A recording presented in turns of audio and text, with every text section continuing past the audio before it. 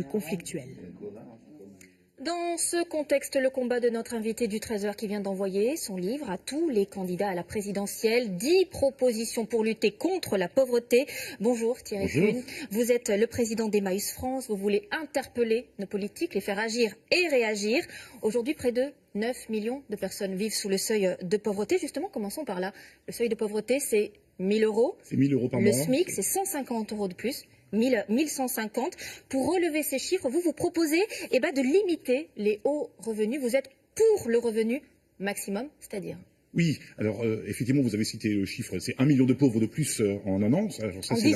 En 10 ans, pardon. C'est la pauvreté monétaire. Mais bien évidemment, derrière ces chiffres, il y a des hommes, des femmes, des jeunes. Une personne pauvre sur deux, ce sont des jeunes de moins de 30 ans. Donc les visages de la pauvreté ont bien évolué.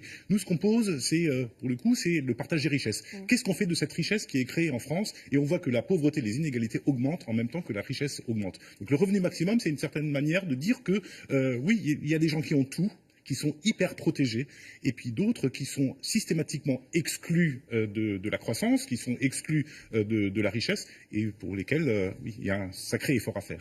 Autre proposition, vous en faites 10 en tout, c'est le droit à l'emploi.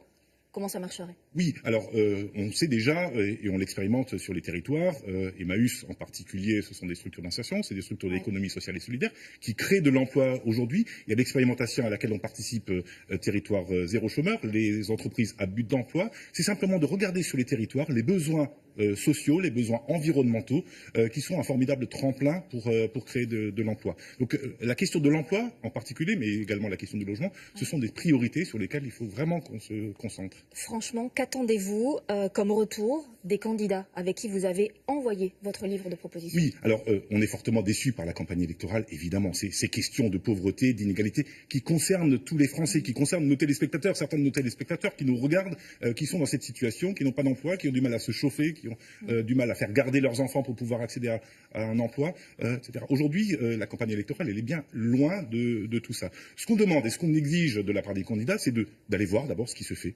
Il y a une formidable mobilisation de la part des Français, il y a une formidable solidarité de la part des Français qui prennent des initiatives, qui créent des dispositifs pour faire que la solidarité soit centrale. Ce qu'on demande, c'est que qu'ils s'inspirent en fait de ce qui se fait, qu'ils s'inspirent de ce qui se fait, de ce que la société civile fait, et qui décrète enfin un état d'urgence économique, social, solidaire et environnemental. Merci beaucoup Thierry Kuhn, patron d'Emmaüs France. Merci d'être venu sur notre plateau.